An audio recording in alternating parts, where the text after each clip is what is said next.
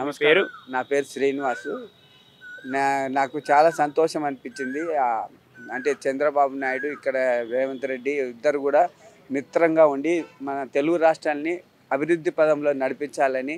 ఎందుకంటే మనకు ఇప్పటికే చాలా అప్పుల పాలైన, కానీ ఆ అప్పుల నుంచి బయటికి తీసి వాళ్ళ తెలివి చాకచక్యంతో, వాళ్ళ చాణక్యంతో మన తెలుగు రాష్ట్రాలని ముందుకు ఉంచాలని, అందరినీ కూడా తెలుగు రాష్ట్రాల ప్రజల్ని వాళ్ళు మంచి అంటే ఆలోచనతో, మంచి అవకాశాలతో ఇంటర్నేషనల్ స్టాండర్డ్గా మన తెలుగు వాళ్ళ జీవితాలు గడిపే విధంగా అన్ని అవకాశాలని ప్రపంచం నుంచి అందిపుచ్చుకొని వాళ్ళు ముందుకెళ్ళాలని నేను వాళ్ళని నా మనసారా అభినందిస్తున్నాను. అయితే ఇప్పుడు ఎందుకంటే వాళ్ళ ఆలోచనలు గొప్పగా ఉన్నాయి, వాళ్ళ మనసు గొప్పగా ఉంది. అందువల్ల నాకు కూడా చాలా సంతోషం కలిగింది.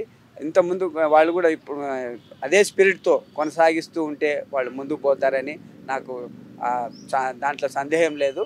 వాళ్ళు అలా స్పిరిట్తోనే పోయి ముందుకు పోయి మన తెలుగు రాష్ట్రాలని గొప్పగా ఉంచాలి. ఇంతకుముందుకు తెలుగు అంటే హైదరాబాద్ అన్న తెలుగు రాష్ట్రం అన్న ప్రపంచంలో ప్రఖ్యాతి గడించింది. అదే పేరుని ఇక ముందు కూడా నిలబెడతారని నేను కోరుకుంటున్నాను. సో మన తెలుగు ప్రజలకు మంచి రోజులు వచ్చాయని కోరుకుంటున్నాను. సార్, ఇద్దరు సీఎంల కలయిక ఎలా చూడొచ్చు? ఎక్కడ సీఎంస్? ఇక్కడ లోకల్గానా?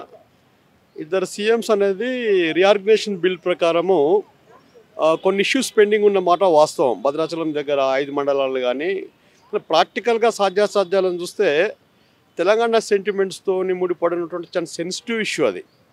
కానీ నా ఉద్దేశ ప్రకారం అయితే ఈ ఇష్యూలో రేవంత్ రెడ్డి చాలా డెలికేట్గా ప్రవర్తించాల్సి వస్తుంది.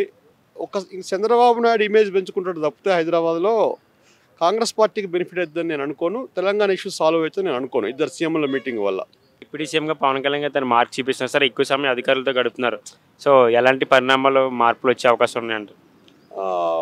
పవన్ కళ్యాణ్ నేచరు క్యారెక్టర్ అయితే ఒరిజినల్గా అదే, నాకు ఆయన వ్యక్తిగతంగా కూడా తెలుసు.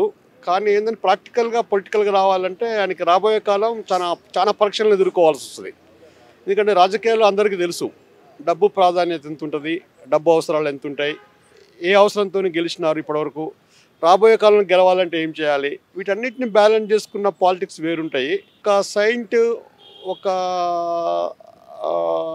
ఒక రాజనీతిజ్ఞుడిగా పాలించాలనుకున్నప్పుడు ప్రజలు సంతోషపడతారు, కానీ ఓటేసే కాడ మళ్ళీ డౌట్ అనేది నాకు ఉంది. ఆయన మళ్ళీ రిగైన్ ఇలా వింటే లైక్ చేస్తారు, కానీ ఓట్ బ్యాంక్ కాడ డబ్బులు ఇవ్వని అయితే ఆంధ్రప్రదేశ్లో ఓటేయరు. అలాగే జగన్మోహన్ రెడ్డి గారు అయితే వైసీపీని కాంగ్రెస్లో కలుపుతారని చెప్పేసి వార్తలు గత 2 రోజులుగా హల్చల్ చేస్తున్నాయి సార్. అది ఎంతవరకు నిజమంటారు? కలిసే అవకాశాలు ఉన్నాయంటారు? జగన్మోహన్ రెడ్డి కాంగ్రెస్కి కలిసే అవసరం లేదండి. ఆయనకి ఒక ఫస్ట్ పాయింట్ అది.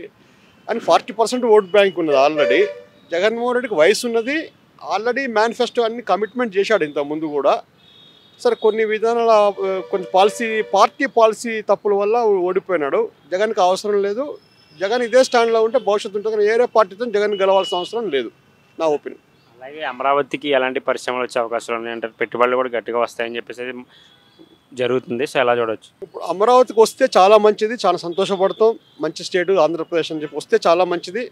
నా పర్సనల్ ఒపీనియన్ అయితే దరిదాపుల్లో ఇప్పట్లో రాదు, ప్రయత్నాలు చేస్తారు. నెక్స్ట్ ఎలక్షన్స్కి ముడి పెట్టేసేసి ఓట్ బ్యాంక్ కోసం చేసే పాలిటిక్స్ లాగా కనపడుతుంది తప్పితే రియల్ డెవలప్మెంట్ అనేది కొంత చూపించి ఓట్లు అడిగే డెవలప్మెంట్కి ఓట్ బ్యాంక్కి మధ్య కనెక్టివిటీ డెవలప్ చేసే ప్లాన్ అది.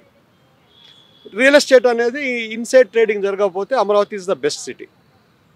Okay sir, thank you.